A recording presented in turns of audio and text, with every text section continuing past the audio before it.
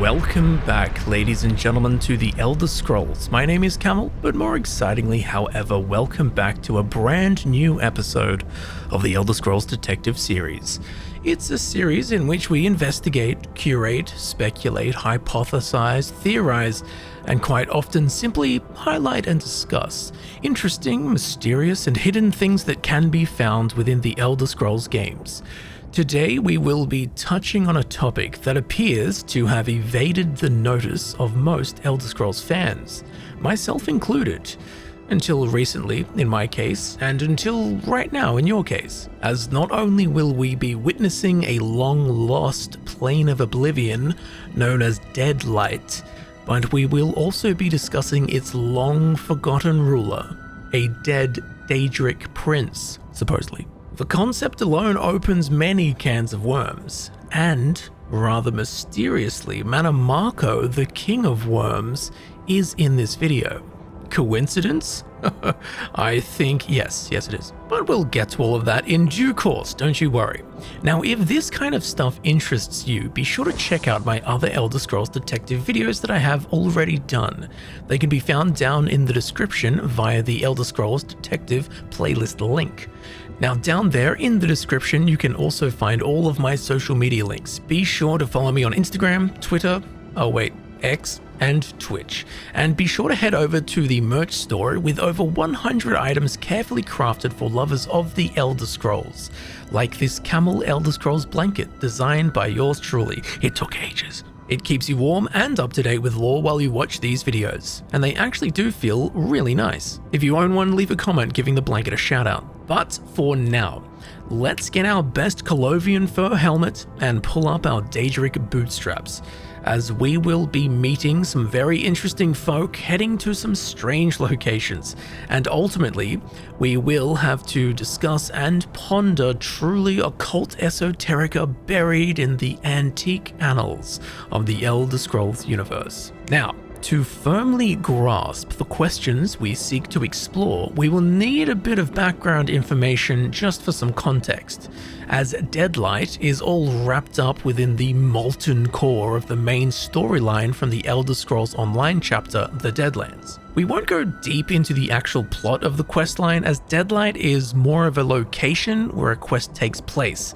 opposed to the quest actually being about Deadlight itself. And throughout this storyline, we meet a collection of colourful characters, most of whom are Daedra, so they've been around for thousands and thousands of years, and as you'll see soon enough in this video, not even they have a skerrick of a clue as to what Deadlight is, let alone its forgotten Daedric Prince. Now, I will briefly introduce these characters, as they are the only characters to ever mention Deadlight within any of the Elder Scrolls games. So firstly, we have Lyranth, a character you might recognize from other quests and adventures from the Elder Scrolls Online.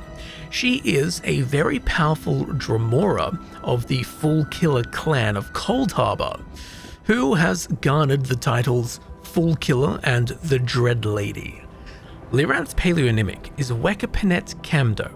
Now, a paleonymic is essentially thought as an entity's true name that could be used to bind a Daedra. So if you ever do wish to bind the Dread Lady herself, Lyranth the Foolkiller, you can use her paleonymic, Wekapenet Camdo, although good luck saying that. However, the leading Aldmeri Dominion alchemist Ruvitar ultimately failed at this task, so I'd personally advise against it. Overall, Lyranth is very powerful, shrewd, and knowledgeable. And again, she's a Daedra, so she's been around for eons and knows a lot about a lot. Now, the second character is Madame Whim, who is a dark seducer whose literal business is other people's proverbial business, as she is matron and mistress of the House of Whims in Fargrave, from which she trades information and secrets. She is without a doubt a deceptively sharp and seductive tool, but also a very handy ally to have access to.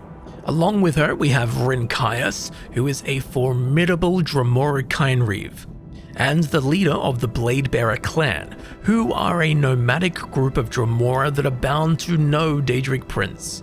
but are primarily based and active within the Deadlands, the Plane of Oblivion belonging to Mehrunes Dagon. Now, the Blade Bearers follow a strict code of honor, bravery, and stoicism. Naturally, being their leader, Rynkyus reflects these stout moral attributes wholly, with, a few pinches of Dremora flavor, of course. And as with Lyranth and Madame Whim, Rynkyus is Daedric, so he's been around for a very long time and also knows a lot about a lot. Then we have my personal favorite, Arox The Mutilator, who is this tiny little Daedrat, but don't let his appearance fool you, as he was, / technically still is, a Daedric Ash Titan and the former overseer of the Blood Pit, but was cursed to being bound to the form of a Daedrat by a former lesser of his, Valkanaz Nokvroz. But Arox's ferocity and seething hatred of the Dremora that cursed him, combined with his knowledge of the Deadlands and his knowledge of Mehrunes Dagon and what he's been up to, well, we'd most certainly think that Arox will be a very handy ally. And finally, we have the Anchorite, who is a young Reach woman, lass, who has a magical mask that cannot be removed despite the efforts of various mystics of all walks. She has complete amnesia before a certain point, but, unbeknownst to her, her real name is Mairead, and she's actually the daughter of Sister Seldina of the Order of the Waking Flame and Emperor Morica, which was a union and birth masterminded by Mehrunes Dagon. I remember you, little one. Morica's whelp. I have plans for you. But for the realm of Deadlight itself, that's neither here nor there, although the pursuit of this truth does actually lead us there. So, with an understanding of our companions and their varying backgrounds and their great knowledge bases, let us begin the journey that leads us to the forgotten and lost Plane of Oblivion, Deadlight. Now, every mention of this forgotten realm is cloaked in an informational void, lacking really any useful intel, making it all the more alluring, certainly, but definitely rendering it a very difficult investigation. And as I already touched on, it's ever so curious that given essentially our whole band of companions is immortal Daedra, who have existed for millennia and are masters of topics beyond human comprehension, and not even they know head nor tail about Deadlight. But we'll see this for ourselves as I've collected all of the fragments of conversations throughout the entire DLC anytime Deadlight was mentioned. The first time we hear of Deadlight is when we are rescuing Blade Bearer members from their Waking Flame captors at Fort Grief. We won't let you feed us to your device. These mortals are allies, Dothas. Tell them what you know of this place. You need to know. They have another stronghold, a place called Deadlight. But if you seek the Riven Cataclysm, it's in the fort's citadel. After this quest, we can speak with Lyranth, who has actually heard of the location that we seek. Bladebearer Dothas said they have another stronghold, a place called Deadlight. Deadlight? That name is familiar. A lost realm somewhere in Oblivion. We need to return to Fargrave, make inquiries, locate this hidden place. Meet me at Madame Whim's, little mortal. Perhaps my investigations will yield answers after all. This Deadlight is also a mystery. But my blade bearers will tear the Deadlands apart until they find Sister Seldina. You have my word. Curious that Rynkyus, a leading Dremora who has operated in the Deadlands for thousands of years, has not even heard of Deadlight. But given Lyranth had heard of it, we should speak with her more. We must ascertain the location of Deadlight, and this hidden stronghold the Blade Bearers heard mentioned. Do you have any idea how we learned the location of Deadlight? Everything I know about Deadlight is rumor and conjecture. It is a plane that suffered some great cataclysm in the ancient past, a realm forgotten and lost to time. I had hoped that Madame Whim would know more, but she claims the place is a mystery. So even Madame Whim, the trader of information, doesn't even know about Deadlight. Gods, this place is harder to find than the Elder Scrolls 6 release date. Now, sometime later in the questline, luckily, the Blade Bearers will have a breakthrough. Hail, Rynkyus! We found it. Report, what have you uncovered? You were correct. The mortal Dagonists have broken with Vulcanar's Nakraz. They retreat to a hidden stronghold in Deadlight. Where is Lyranth, mortal? As you heard, the Blade Bearers have found Sister Seldina and her cultists. The Waking Flame has nowhere left to run. You found their strongholds. You found Deadlight. I forced a cultist to tell me about Deadlight. It's a broken realm, apparently destroyed by Mehrunes Dagon eons ago. He gave it to the cult and they built a stronghold there. A clever hiding place. But the portal to the realm requires a special key. Tell me, where is this portal located? That we have not yet determined. But I have a plan. You must follow one of the groups of cultists, trail them to the portal, and take their key. If the portal key works like the keys to Fargrave, you'll also need the code to operate it. Then, after some serious oblivion diving and cult slaying throughout the Deadlands, we will soon enough find a portal key. They're too late again, Master! Someone beat us to them! Check anyway. Maybe we'll find something important. An intact portal key. If we align the symbols properly, it should open the way to Deadlight. We have what we need, Master. The Deadlight portal lies to the west, beyond the Blood Pit. Once we've got it, we will need to travel across the blasted Deadlands and meet with our companions. Locked and warded against Daedric incursion.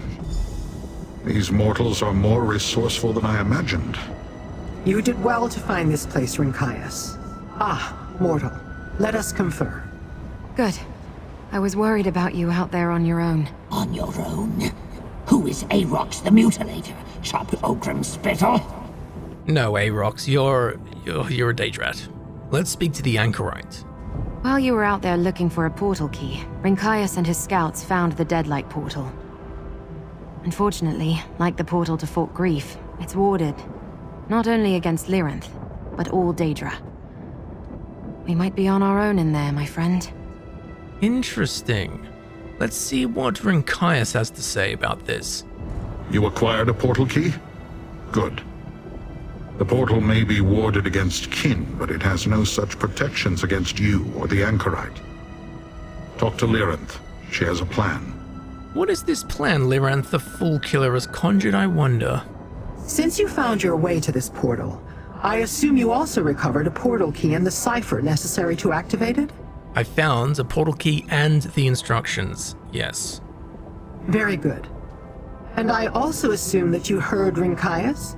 Sister Seldina warded this portal not just to prevent my entry, but any other Daedric entity as well. Neither I, nor Rynkyus, nor Arox will be able to step through this portal. Ah, well that leaves me and the Anchorite. So what do you need us to do exactly? Learn whatever you can about the Cataclysm and Sister Seldina's plans. Then I suppose you will want to kill Seldina for the sake of Fargrave and Nirn. Just keep an eye on the Anchorite. The events at Fort Grief have triggered an onset of memories. And we'll skip the rest of the conversation as it's got nothing to do with Deadlight. And with that, the topic of Deadlight is never uttered from the mouth of any NPC in any Elder Scrolls game ever again. That's actually a lie, as it's said one more time, but we'll get to that later on. Point being, from start to finish, that's it. That's all that's ever discussed about Deadlight within the Elder Scrolls Online. We don't exactly have a library of lore to work with here. Ooh, it's gonna be a tough day in the Camelworks office. And when I say day, what I mean is, it's taken 2 months to make this video. So as we stand before the yawning portal, swirling with a mortally seductive influence, we can only wonder as to what lies on the other side, beyond just the name, Deadlight. As we step through the portal and emerge, a sight before unseen lies before us, Deadlight. The atmosphere swills with a sunless sickness plagued by a leprous light, as if a tincture replete with odious teal miasma spilled, seeping through the decayed firmament and staining the spectral realm. Languid lumina casts hollow rays across the expired plane, cursed by a phantasmal lambency, leaving little to the imagination as to how this fractured realm received its name, Deadlight. Whisper winds rake through the vacuous ambience, frequently superseded by the raging crack of thunder, whose resounding roar gravely drags in tectonic gurgles for far longer than one would naturally expect. The horizon is cinched tight with chaotically cobbled spires, stone talons clawing into the drifting void above, as if we were caught within the gaping fanged maw of a beast so vast and ungodly it could not be named. At the center lies a citadel of distinct and familiar Daedric composition, ghastly backlit by a shiverbone fulgur, keystoning a uniquely unnerving yet wholly reverent vision as we gaze up upon this cacodemoniacal castle.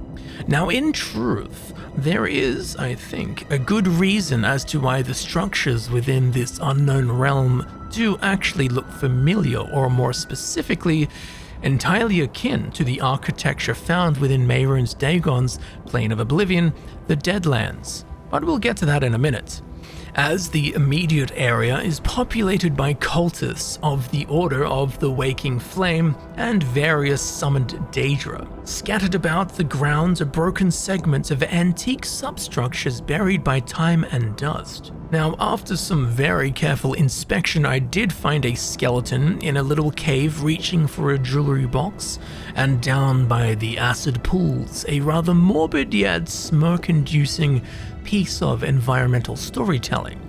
It would seem a band of drunkards enjoyed their quaff-tide with a not-so-soothing dip in the acidic hot spring. Now, I'll be the first to say I'm no skincare expert, but if you ask me, this is exfoliation gone way too far. Now, while there are random corners and bits and bobs to look at in the immediate area of Deadlight, there's nothing truly important that we need to talk about now. So we will make our way inside the Citadel, where things will be mired with confusion that I do promise will be washed away in a truly neutral king tide of clarity soon enough. But I am intentionally holding back the moon's wave-auguring waxing, as so you may experience Deadlight as I did, crippled by awe and surrounded by puzzle segments that seem immune to fitting, as while walking through these halls, gazing at out-of-place ornaments and murals, trying to piece together what this place is, and why no one knows heads nor tails about it. A forgotten plane of oblivion, littered with large carven statues of imperial heroes and heroines, which, frankly, in regards to the entirety of Oblivion, the Red Diamond Dynasty of Citadel is entirely modern. It's kind of like finding a New York Giants jersey inside the sealed tomb of an Egyptian pyramid. Huh? Doesn't seem to make any sense.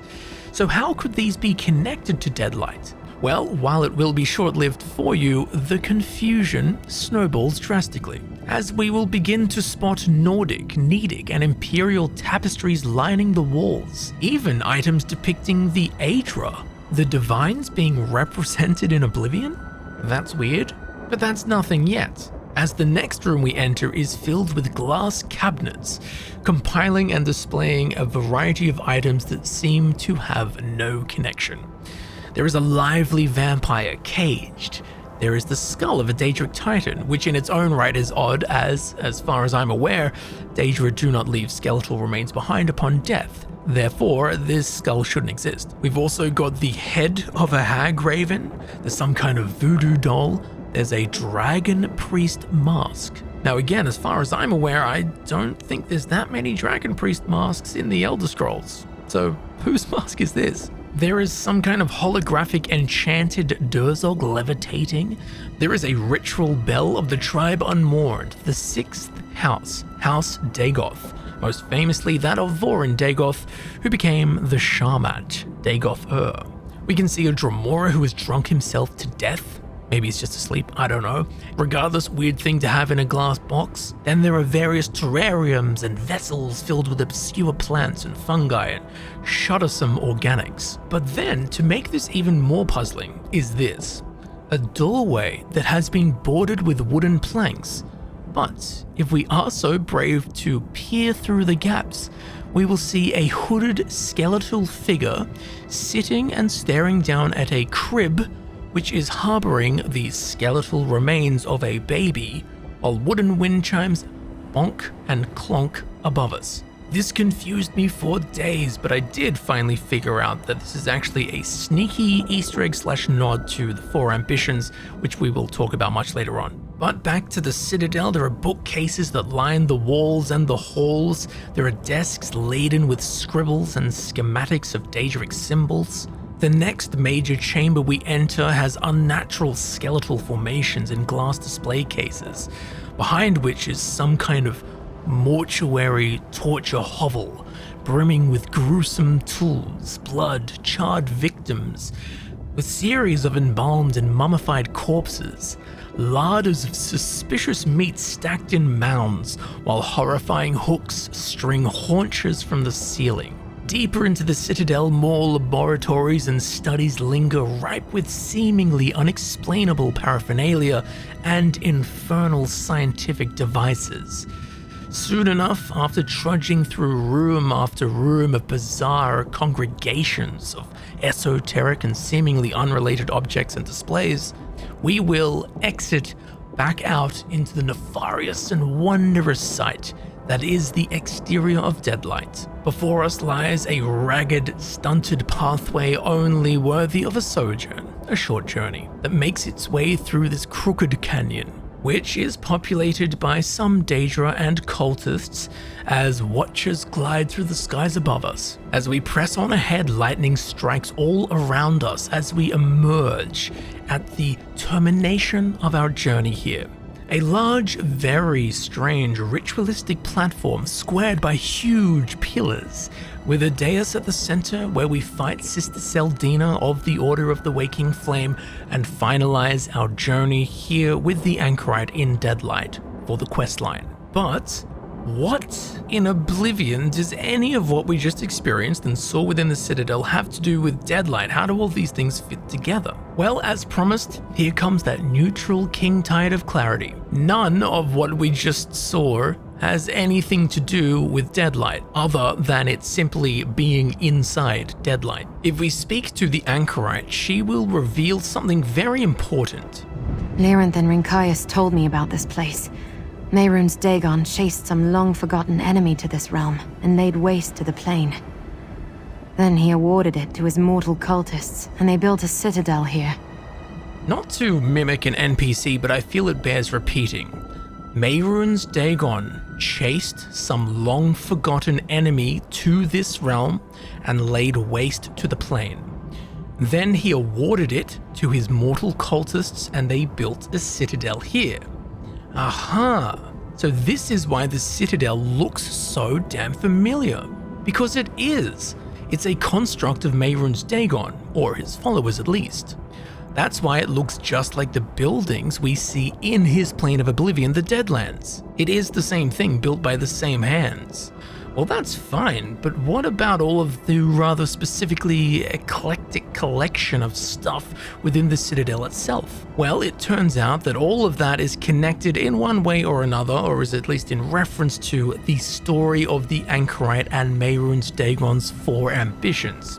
We won't get into it super deeply, as it doesn't really have anything to do with Deadlight, but the Anchorite is the daughter of Sister Seldina and Emperor Moricar, the second Longhouse Emperor. And the Anchorite, Mairead, was all part of a grand plan of the 4 ambitions, who are or were a quartet of powerful beings associated with Mehrunes Dagon, created through selective breeding and Daedric bargains between Mehrunes Dagon, the cultists of the Order of the Waking Flame, and the Longhouse Emperors. Mairead, the Anchorite, being one of the four ambitions, unbeknownst to her until now. And while all of that is actually very interesting, it's not what we've come here to investigate.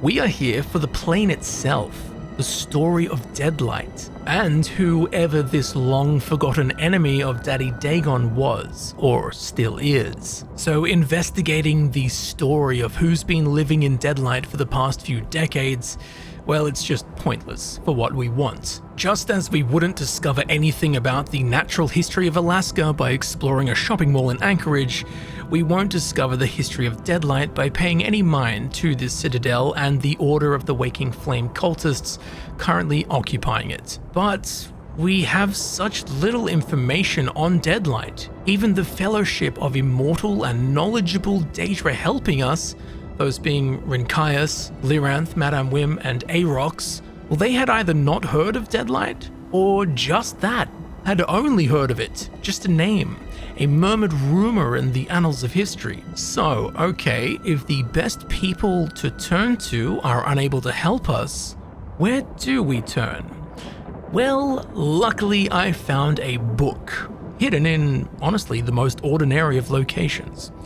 As within the Blood Pit, which is a prison within the Deadlands, the very one in which Arox the Mutilator used to be the overseer, on the ground, sitting next to a cage, we can find an old musty tome titled The Legend of Deadlight, of which we will read and savor every word. The Legend of Deadlight, a story circulated among the Gleaners of Aurbis. Long ago, a bold gleaner named Hrofald of the Three Jests came across a key that could open the forgotten Daedric portal daises scattered across the Deadlands. And no one knows why he was called Hrofald of the Three Jests. That question comes up whenever someone recounts this story. Hrofald set out to explore the portal network, searching out its hidden secrets one by one.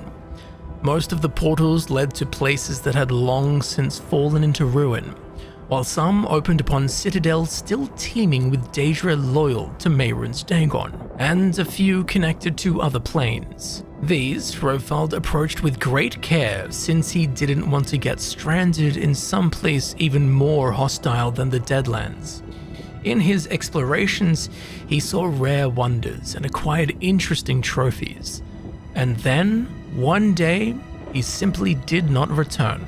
After a suitable time, the Gleaners hung Hrofald's cloak upon the wall of the Bearers' Rest in Fargrave, raised their cups in his honor, and wished him well on his final leap. Years passed, so many that few remained who remembered Hrofald's name or his journeys. A disheveled man with a snow-white beard, his body bowed with great age, tottered into the Bearers' Rest and claimed the cloak from the wall. "I am Hrofald," he told those in the room. "I have been to the end of things, and I have returned." And then he told his tale.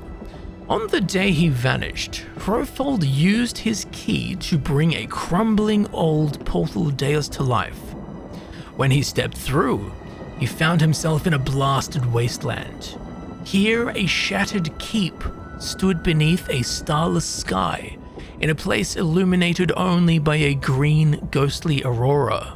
That did not discourage Hrofald, as many planes present an unwelcoming appearance at first glance. No, what was more troubling was that the plane was devoid of life and energy. The key he carried was discharged, and this new plane lacked the essential energies needed to recharge it. Hrofald set out to explore the area and search for another portal that might offer escape. But he found that this unknown plane was only a shattered shard, a mere remnant of some previous realm that had been subjected to a terrible calamity. A few hours' march brought him to the jagged edges where the sad fragment met the seas of oblivion, and there was no way back. Of Hrofald's long struggle to maintain his life in the bleak place, there is no record. Some say he survived by scavenging the dead things he found here and there in the planar fragment. Others say that as life and light had been extinguished in that place, the natural course of his starvation was slowed to a mere crawl. Whatever the case, Hrofald of the Three Jests endured, slowly withering away, alone. Then came the day that a new portal opened in the realm. Two beings stepped through, a proud mortal in the robes of a priest and a Dremora of high rank. Hrofald crept close to listen to their speech and beg them for help if it seemed wise. Look upon this broken plane, mortal. The Dremora said to the priest, This is all that remains of the realm of a prince whose name is now forgotten. Before your kind first walked upon your world, the Prince of Destruction made war upon his enemy and laid waste to his home. Nothing survives the wrath of Mehrunes Dagon. This is his gift to you, a demonstration of his power and proof that he keeps his promises to followers and foe alike. The mortal priest looked about in awe. I thank our mighty lord for my lesson, he answered, and he fell down and worshipped Dagon on that very spot. When he had finished with his prayers, he rose, and both priest and Daedra returned through the portal. Hrofald saw his chance to escape and tottered forward. Just as the portal closed, he staggered through and found himself in the Deadlands again, as an old, broken man. To this day, no one has found this shattered plane, this plane of the Dead Lights, as Hrofald named it. Some wonder if perhaps forgotten treasures still lie hidden there, waiting for the Gleaner clever enough to find his way there and pilfer Dagon's spoils. Others wonder about the sights that very few mortals have ever seen. But even so, it must be said that few Gleaners have ever gone looking for Deadlight. There are better places to find treasure. Now, this might not seem like much, as it's not in regards to quantity, but the quality of this information is very illuminating, and contains various fragments of interesting information that will aid us in piecing together the hazy past of Deadlight. Firstly, who is this Hrofald of the Three Jests?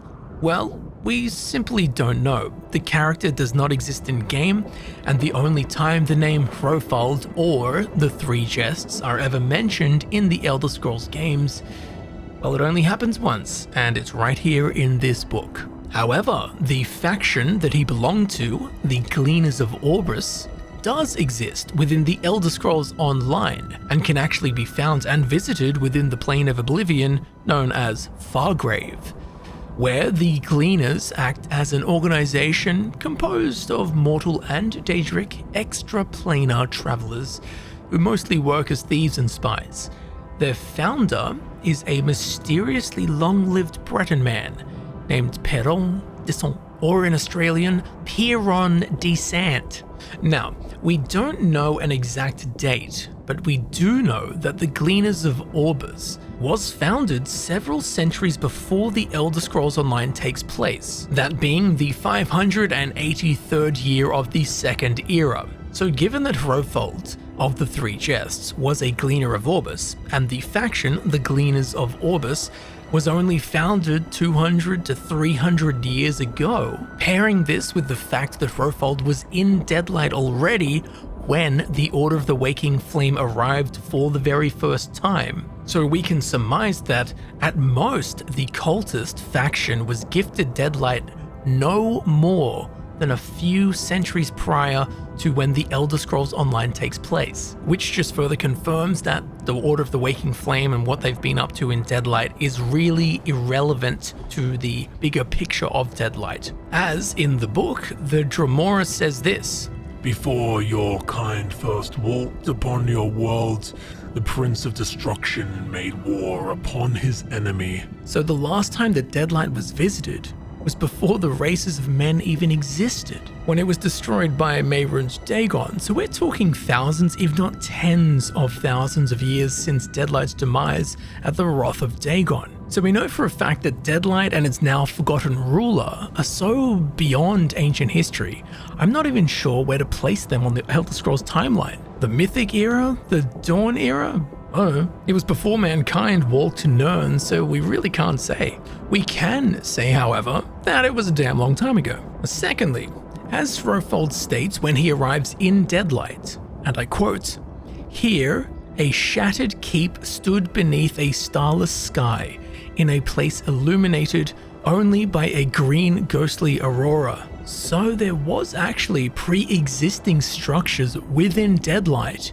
before the Order of the Waking Flame built their citadel here. This to me is very curious, as scattered in the dusk and loam of Deadlight we can find broken sections of ancient buildings, lingering like bones in a wasteland. These could very well be remnants of what once was eons ago. And it has also dawned on me that the citadel that the Order of the Waking Flame built here may have used an original, and I quote, shattered keep as a foundational basis. After all, as we travel through the portal to Deadlight, when we come out, the first thing we see is the Citadel. Just as when Hrofald entered Deadlight, the first thing he saw was a shattered keep. So in regards to location, these two structures, the Citadel of the Waking Flame and the shattered keep that was here in Deadlight before the cultists arrived, both seem to be in the exact same spot, making me think that they are in fact actually one and the same, and the cultists simply built upon a pre-existing keep, which would make some of, if not all of the Citadel actually an ancient wonder opposed to the modern construct we suspected it to be. Now the things inside of it that all relate to the Longhouse Emperors and so forth, that stuff can definitely be guaranteed that it is not related to the ancient history of Deadlight, but the building itself perhaps. And there is one particular element that strikes me as very interesting in regards to the buildings that we do find in Deadlight, the structures here. But we will get to that in a minute as it ties into the next 2 points. So the third thing we can take away from the book The Legend of Deadlight is that the realm is completely devoid of energy. And I quote, "The plane was devoid of life and energy, and the key he carried was discharged, and this new plane lacked the essential energies needed to recharge it." This is very curious, as far as I am aware, this is not true. Now, I'm no Daedric portal key energy expert, but devoid of energy and lacking essential energy are two different things. And sure, Deadlight could be both, but it seems that is not the case. So to be clear, I don't know specifically what essential energy for recharging a portal key is. And because of that, I can't make an argument there whether or not there is essential energy here or not. I don't know what that is. However, the statement, the plane was devoid of life and energy. Well, I mean, light, that's energy. Wind, that's energy. Renewable energy, you probably heard about it. Lightning, if I had to think of something off the top of my head that had a ton of energy, I'd say lightning, of which there is quite a lot here in Deadlight. So devoid of life, sure, I mean there are some scraggly flowers and insects, but overall I wouldn't describe this place as lively. But devoid of energy, quite the opposite. And yes, I am making a big deal out of the energy because I think that energy is actually one of the most important aspects of Deadlight, as it ties into the interesting structures that I mentioned a minute ago. But again, we'll get fully into that later as it ties into the fourth and most important point about this plane. And that fourth point is gleaned in this passage from the book, The Legend of Deadlight. "Then came the day a new portal opened in the realm. Two beings stepped through, a proud mortal in the robes of a priest and a Dremora of high rank. Hrofald crept close to listen to their speech and begged them for help if it seemed wise. Look upon this broken plane, mortal. The Dremora said to the priest. This is all that remains of the realm of a prince whose name is now forgotten. Before your kind first walked upon your world, the Prince of Destruction made war upon his enemy and laid waste to his home. Nothing survives the wrath of Mehrunes Dagon. Did you catch it? This is all that remains of the realm of a prince whose name is now forgotten. A prince, a Daedric prince, now lost to time. Deadlight is all that remains, as far as we know. Now, the concept of a Daedric prince beyond the known 17 Daedric princes has always been a concept dabbled with in headcanon and fan theories and stuff like that. But as far as I'm aware, there isn't any in-game evidence for it. Well, not until recently within the Elder Scrolls Online. Of course, we have the speculated and unnamed Daedric prince that was ruler of Deadlight, whose name has been forgotten to time. But along with this, there is a clan of princeless Daedra called the Vanquished, who are thought to be the orphans of now destroyed Daedric princes. As in the book titled Gangs of the Shambles, authored by Nathan Ferrandis, Chief of Security at the Sarathu Tong, we can read this musing in regards to that clan, the Vanquished. And I quote, "Other Dremora have little to say about the Vanquished, unfortunately. As far as I can tell, they are a clan of the clanless.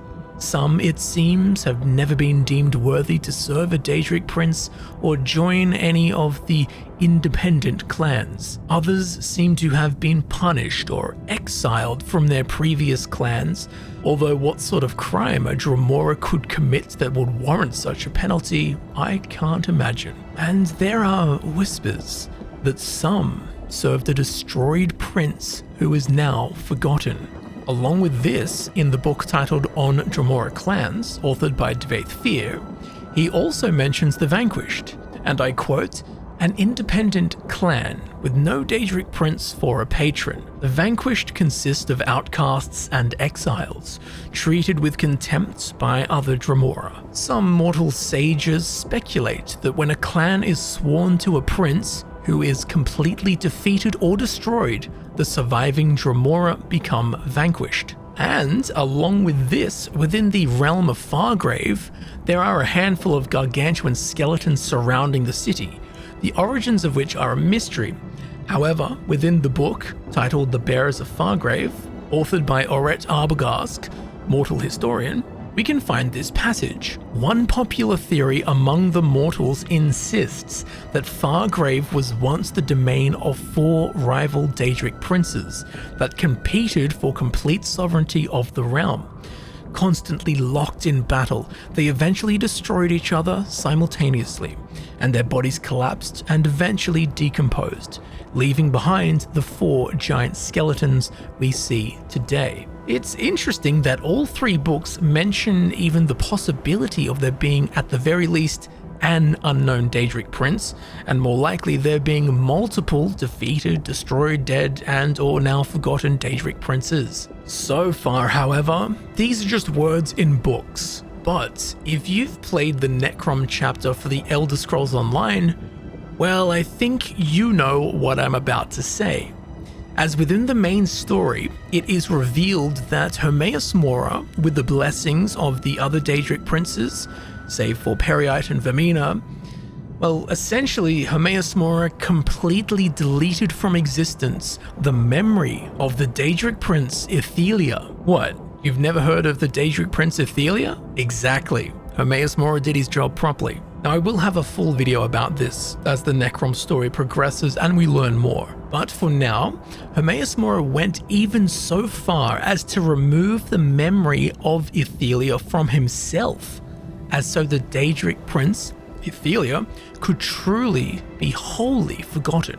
However, there was an unforeseen glitch in the Matrix. A Dremora named Torvesard, a failsafe to, in time, make the world remember Ithelia. Now, we will look at this whole exchange of information in-game, just so you may drink the pure lore waters from the canon spring itself. And while it's not related to Deadlight, the information revealed in these conversations lay absolutely fundamental foundations for our discussions about Deadlight and its dead Daedric Prince. So listen closely, you're gonna love this. Once more. Too far, Mora. It doesn't matter what you foresee. Reality, you must all forget.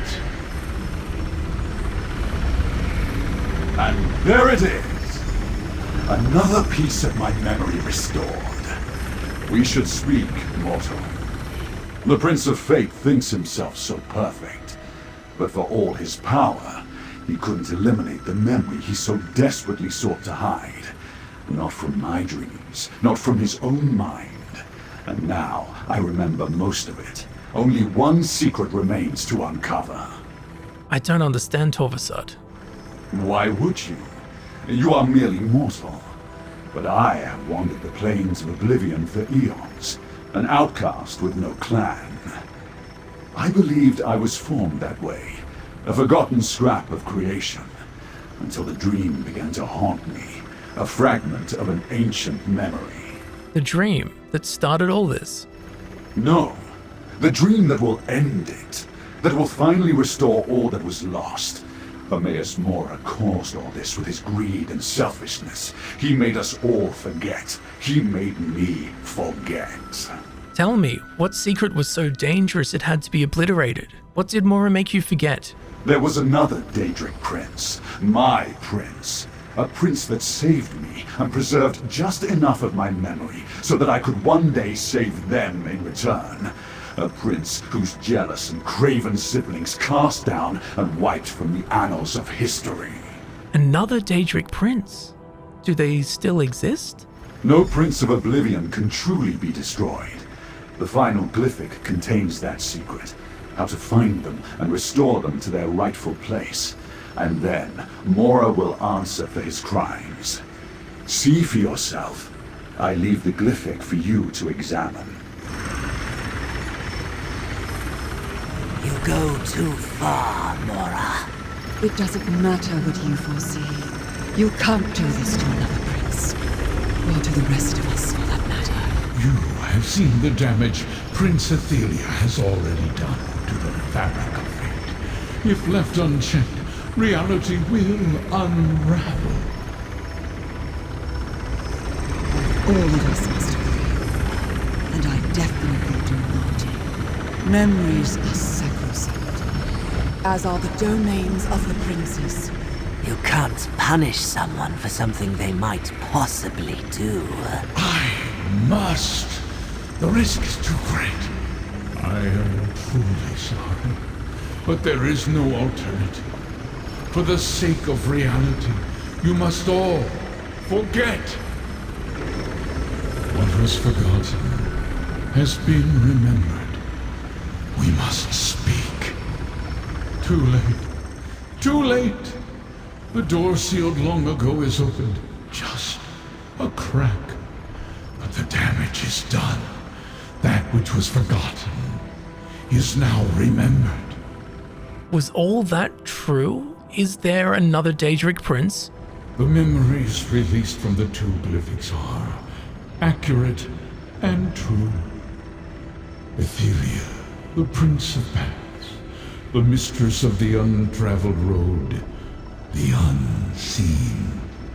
Her ability to alter fate, to shape destiny to her liking, was a threat to all reality. It still is. I don't understand. What mortal could? The Fate Changer is an arbiter of chaos, who can unravel the strands of fate and rearrange them to suit her every whim. Her very existence endangers everything. I saw no other way to preserve reality than to do what I did.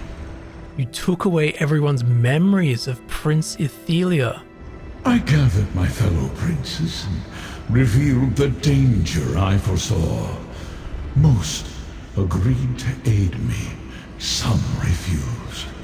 In the end, it did not matter. I erased Ithelia from history. But I could not erase my own memories. Those I sealed in the 3 primordial glyphics. What about Torvesard? Torvesard. Something I did not foresee. An agent of Ithelia, hidden for all these eons. Her contingency plan. Her revenge. At least the final glyphic is secure. Until it is found and opened, reality remains safe. For now, return to Cypher's Midden. Okay, so there are many vital and truly game-changing elements to this piece of lore. So we have in-game canon confirmation of the existence of other Daedric princes. Daedric princes that have been destroyed, forgotten, defeated, erased. But what does that actually mean? Can a Daedric prince die? Well, after researching this question for several days, the short answer is no, not truly. At least that's my conclusion. I'd love to hear your thoughts if you think otherwise. Now, they can be defeated. They can be crushed, weakened, squashed, and stamped into irrelevance. And then thousands of years pass and we end up with a universe in which the said Daedric prince has just been forgotten to time. No one even knows they exist. Which isn't dying, but it's basically got the same effect as dying. And I mean, we see plenty of examples throughout the Elder Scrolls games of us, the player characters, defeating Daedric princes, but they aren't dead. They're kind of just out of the way for now. I think Torvesard says it best. No Prince of Oblivion can truly be destroyed. The final glyphic contains that secret, how to find them and restore them to their rightful place. So it would seem the phrase dead in regards to a Daedric prince is contentious, but makes a good video title, so thanks for clicking. But also just linguistically, it doesn't have to literally be dead, it can be a figure of speech. You know, you forgot to charge your phone, what do you say? Oh no, my phone's dead.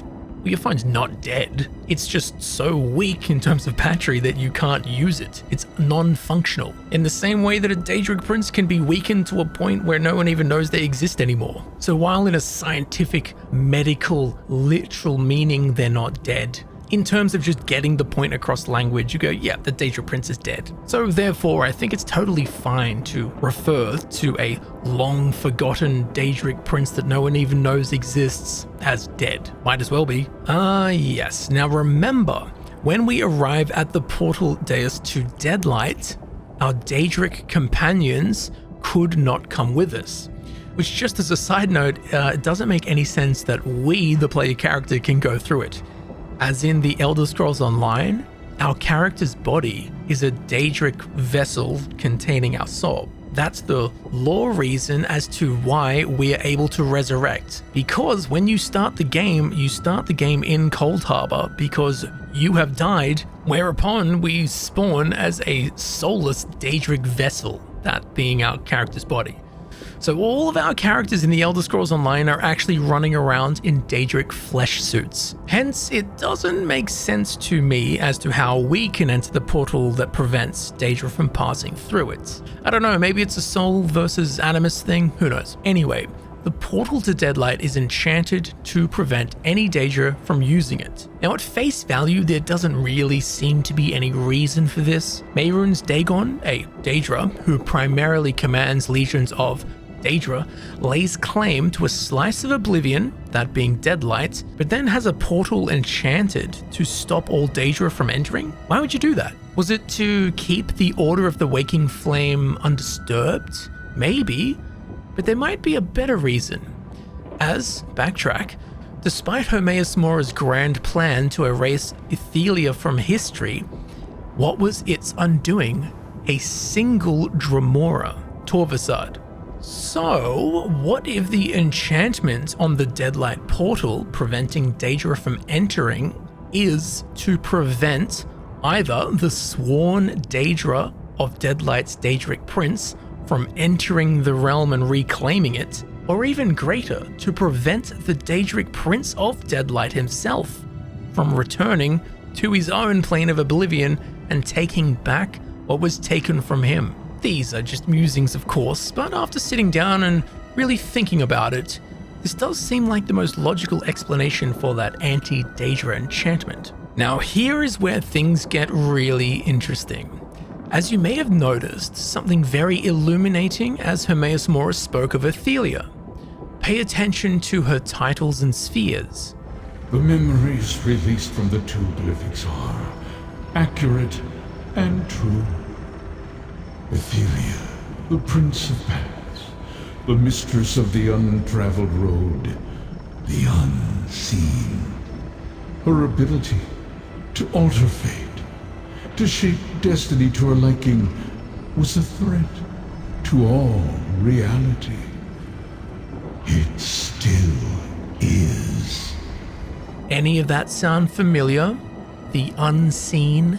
The fate changer? Well, those among you who know Hermaeus Mora will know that he is the guardian of the unseen, the Daedric Prince of Fate.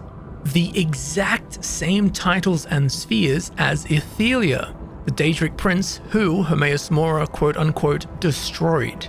He has quite literally gained or mantled the spheres, powers, responsibilities, whatever you want to call them, of Ithelia. This is very interesting, as this would mean, or even does mean, that when one Daedric Prince squashes another into such irrelevance that it's essentially non-existence, well, the winning Daedric Prince seems to absorb what the defeated Daedric Prince represents or represented, or at least absorb some of that. Now this is some very tasty food for thought. As Mehrunes Dagon supposedly defeated a long-forgotten Daedric Prince here in Deadlight, we can assume that Deadlight was the plane of oblivion belonging to said Daedric Prince, hence why Mehrunes Dagon chased them here. So if this is the case, then just like Hermaeus Mora inheriting the spheres of Ithelia, Daddy Dagon would have inherited some of whatever the Deadlight Prince represented.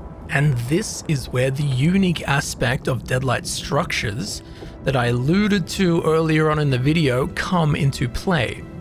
Now, while Deadlight is seeded with the familiar Daedric Citadel, there are some elements of the architecture that are previously unseen and paint the realm with a very subtle but specific motif. Deadlight, quite simply, looks rather sci-fi. Aspects of it make it feel very futuristic, as all throughout the desolate plain we can find these squared stone pillars that appear to act as lightning conductors, with frequent charged bolts striking down from above, always landing atop these curious devices. But the most intriguing aspect to me is on each corner on all four sides, there is a bar that runs the height of the pillar, very slowly pulsing and glowing with a shifting blue light. Now, to me, this looks like some kind of electrical gathering and storing device. I personally have never seen anything like it within the Elder Scrolls games. Now, I did go and explore every corner of every plane of oblivion within the Elder Scrolls Online for hours, specifically searching for these glowing pillars as a game asset. Are these used anywhere else in the Elder Scrolls Online? Now, there might be some somewhere that I missed, but after looking for probably longer than anyone else on Earth will ever look for these pillars, I've concluded I can't find them anywhere except for In Deadlight. And stranger still, I found tons of pillars and lightning conductors, lightning rods, spires, poles, all kinds of crap that are in the same genre of structure as these glowing energy pillars. None of which, however, were the same as the ones we find here in Deadlight. In particular, they were all missing the glowing energy bar. So it does seem that these energy storing pylons are a unique feature of Deadlight. We can also find them throughout the interior of the Citadel, and in the higher levels we can even find ones with a red glow. Now, I don't know if this signifies anything important or anything at all, but I thought it worth mentioning given that the only place these energy cells exist in the Elder Scrolls universe is here. And they come in 2 different colors, so now you know that. Now, why is this important? Why is this interesting? Well, here is my thinking. If these were constructed by the Order of the Waking Flame, the Dagon cultists who have just recently begun inhabiting Deadlight, why do we not see these lightning storage devices anywhere else in the Deadlands? Or anywhere else in the Elder Scrolls games for that matter? That doesn't seem to make any sense to me, especially given all throughout the Deadlands we see lightning rods of all shapes and sizes, so clearly this is something that Dagon is into, yet these more futuristic and advanced energy capture pillars are only found in Deadlight. So could it be that these were already here prior to the Order of the Waking Flame?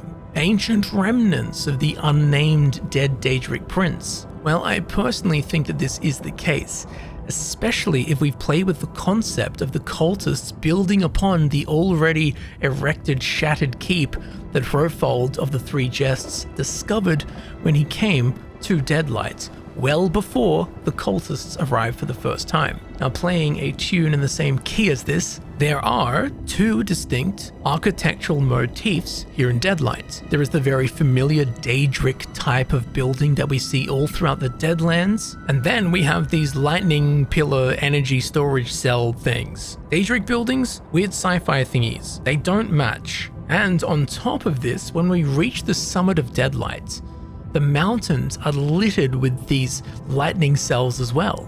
They're dotted about, capturing and storing the energy of every raging storm strike. But most impressively, there are also huge, towering lightning conductors of the same make that look much older than anything the Order of the Waking Flame could have built.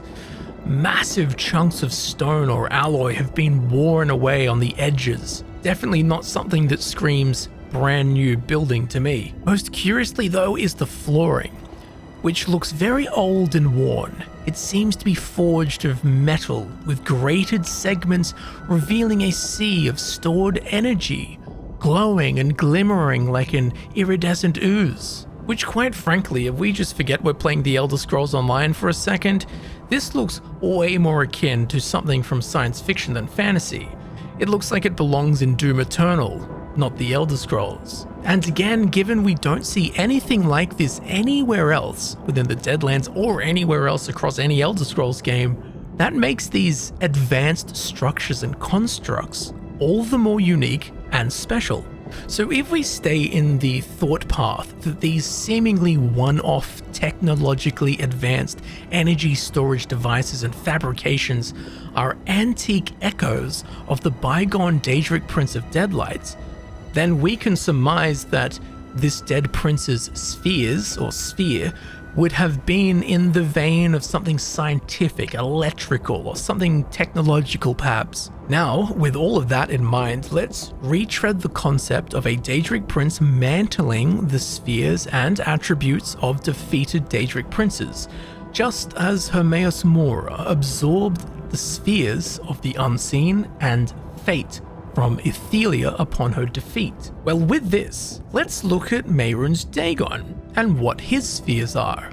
Ambition, 100%. This fits Mehrunes Dagon. Change, yes, he's always causing a stir, he's very chaotic, which is of course change. Destruction, that is Mehrunes Dagon in a nutshell. Always wanting to destroy stuff. Revolution, yep, I don't agree with these methods, but yes, he is always revolting. And finally, his last sphere, energy. Energy? Just energy? What kind of energy drinks? AAA batteries? What are we talking here? Energy? That's very scientifically beige for Dagon, don't you think? Ambition, change, destruction, revolution. These are all cut from the same cloth, a familiar cloth at least. They all fit together, they all have the same vibe. And their relation is clear. It all kind of links up. But energy? I mean, like what? Like big dick energy? I mean, that kind of makes sense, but energy is pretty vague and boringly broad. I think something like power would be much more in tune with Dagon and his other spheres opposed to just energy. To me, at least, energy just kind of sticks out. It's like, what's that? What's that doing in there? And, well, it would seem that the lore masters agree with this sentiment. As on top of this, the word energy is only ever used once in the Elder Scrolls games in direct relation to Mehrunes Dagon. And that can be found in the Book of the Daedra, from which we learn of all of the known Daedric princes and their spheres. This is the only time energy is ever used in direct reference to Mehrunes Dagon. That's pretty weird, don't you think? The Daedric Prince of Energy never gets any reference to energy in correlation directly to him, except for on his resume. Just think of how many times Sheogorath is directly referenced with madness, all the time. Yet Mehrunes Dagon reference to energy, it only appears once. That is pretty damn odd if you ask me. Once again, almost like energy doesn't really belong there. But where could this sphere of energy have come from? Well, like Mora, Dagon could have inherited the sphere of energy from a defeated Daedric prince. Well, it wouldn't have been Ithelia, as her demise was at the hands tentacles of Hermaeus Mora. So if not her, from who? Let's think here, who could it be? I just can't piece it together. Has Mehrunes Dagon ever defeated a Daedric prince who might have just had a superior grasp of energy? Wink wink, nudge nudge, the Deadlight Daedric prince. Now, I understand we are deep in a very weird lore rabbit hole here. And I'm not brave or stupid enough to say this is what happens, but I'm very comfortable in saying that it could very well be the case. And I wanted to drag this into the light so it may be discussed. Whoever this dead Daedric Prince of Deadlight was could very well have been the Daedric Prince of Energy. I mean, given we can find the most advanced lightning conductor energy storage cell things I've ever seen in the Elder Scrolls games, with an architecture style and like LED strip glowing effect that, again, quite frankly, looks pretty sci-fi, it all fits together pretty nicely. But, of course, upon their defeat at the hands of Mehrunes Dagon, well, Dagon then took the title and attribute of energy after defeating the poor Deadlight Daedric Prince. So, I am very, very curious to know what you think about this. Also, don't forget what Torvesard said. No Prince of Oblivion can truly be destroyed. Daedric princes can never truly be destroyed. So could we see this dead Daedric prince return?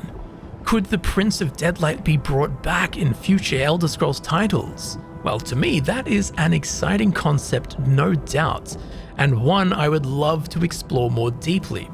And that is just about that in regards to the mystery of Deadlight and its long-dead Daedric Prince. Now, there was not much to go off of, but I've done my best and I think we've ended up somewhere plausible and enticing. And I hope I've given you plenty of food for thought so that we can discuss this, to me at least, really new concept of there being other Daedric princes. But before we leave Deadlight, there is one other aspect of the realm that caught my attention.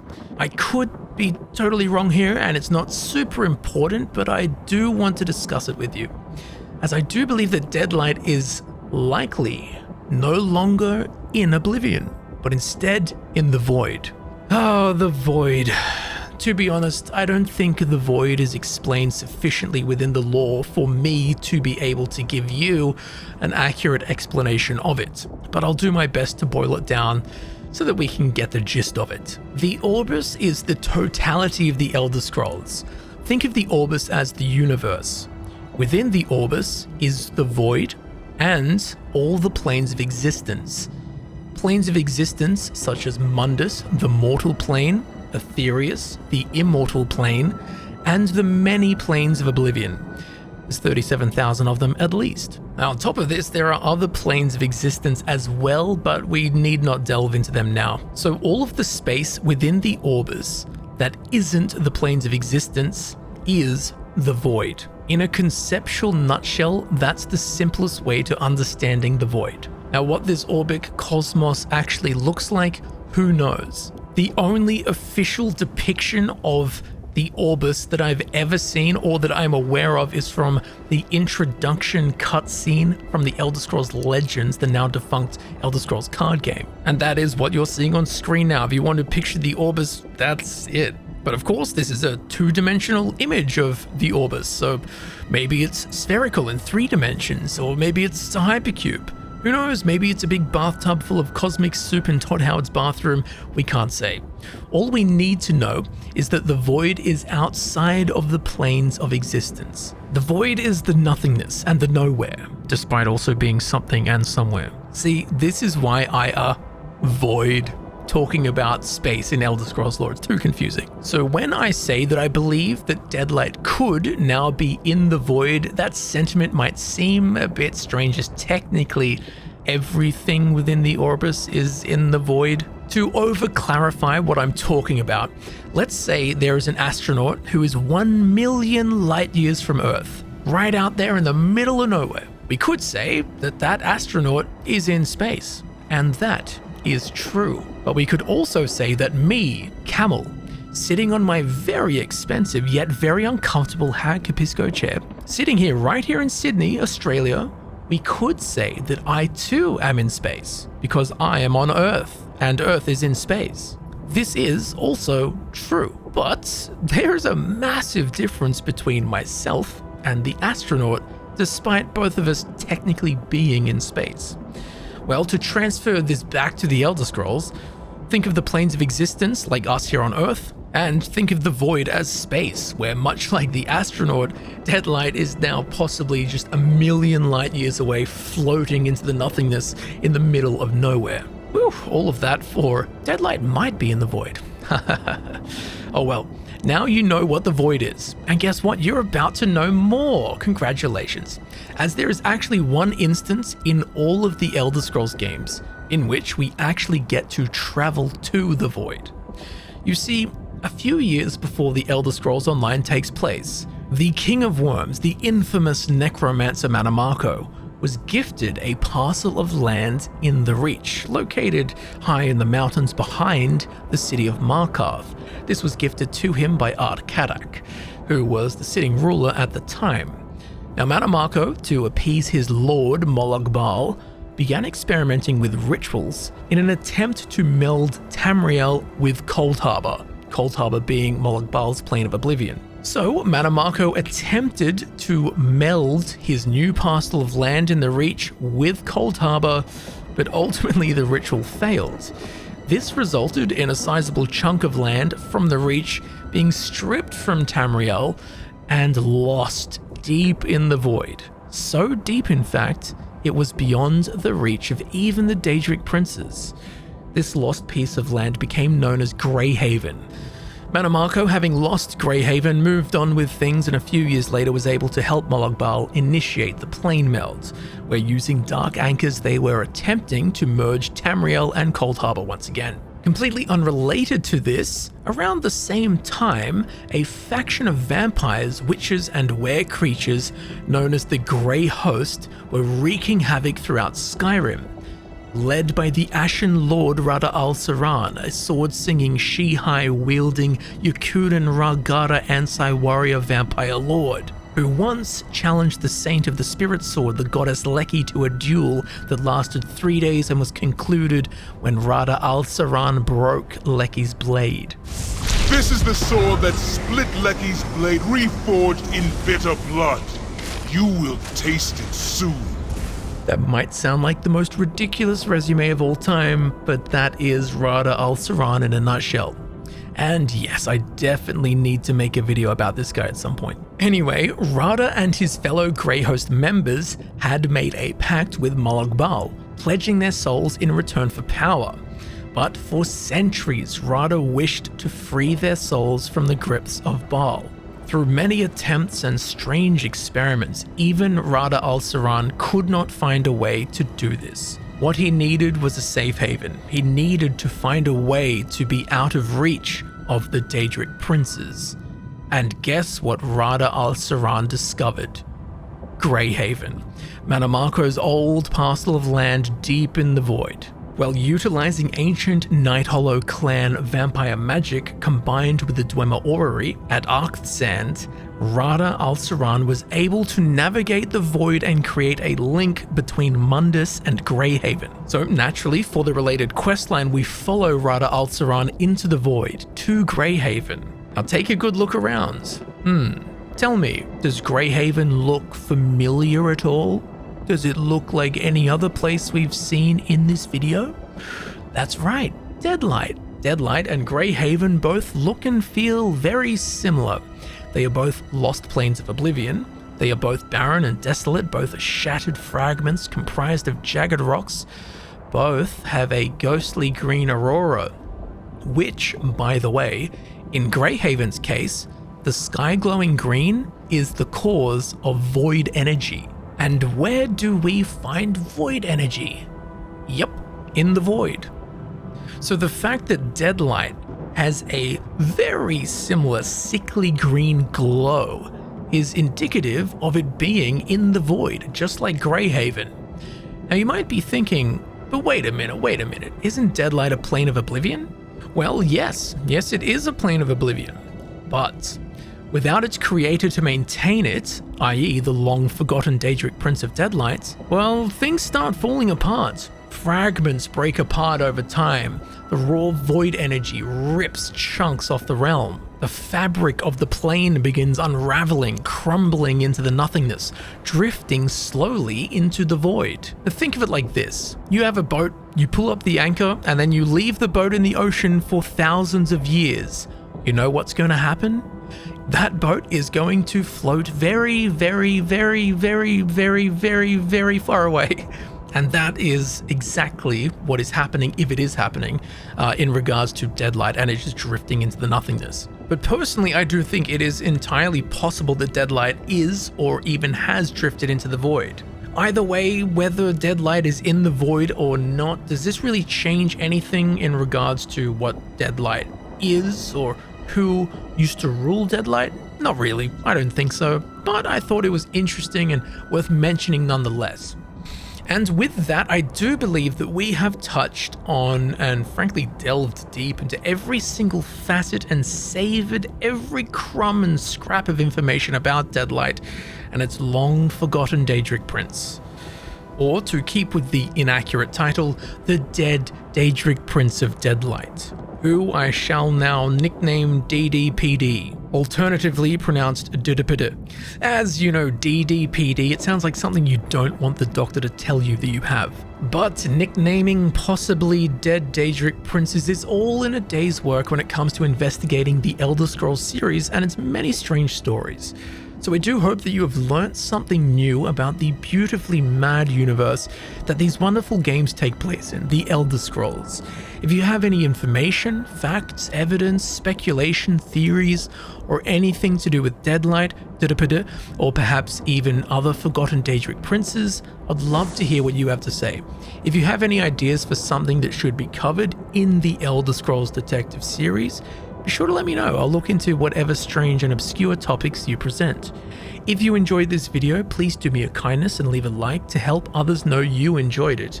Leave a comment with your Elder Scrolls Detective video ideas and your thoughts on the plain Deadlight, and of course on Daedric princes mantling other Daedric princes' spheres, the possibility of forgotten princes, along with all the other weird and confusing lore rabbit holes we jumped into. And of course, if you enjoy this video and you want to see more videos similar to this one, please subscribe. It helps me know that you enjoy these kind of videos and will result in the creation of more of them in the future. So be sure to click the little bell icon next to the subscribe button right here on YouTube so that you will be notified when a new Elder Scrolls Detective video is uploaded. My other Elder Scrolls Detective videos can be found down in the description via the Elder Scrolls Detective playlist link Down there is also the links to all of my social media. Be sure to check all of that out to keep up to date with what I'm up to between videos. And of course, be sure to check out the merch store. There are tons of cool Elder Scrolls related items on there, most of which I painstakingly designed myself, and I am not a designer. So when I say painstaking, I mean it. Anyway, the merch store is a fantastic way to help support what I do here on the channel, while at the same time, you get some very cool stuff for yourself. So if you did enjoy this video and you'd like to help support the channel in a more personal way, you can grab some merch, you can become a patron on Patreon, or become a member with the join button right here on YouTube, or drop a super thanks with the super thanks button just below the video right here on YouTube. As I'm sure you know, all of my time and energy goes into making these videos that I create for you to enjoy. So your support is most genuinely appreciated and welcomed in any and all forms. So thank you very much for watching, thank you for supporting the channel. I've been Camel, and I will remain to be Camel, and I will see you very shortly in the next video. I will see you there soon.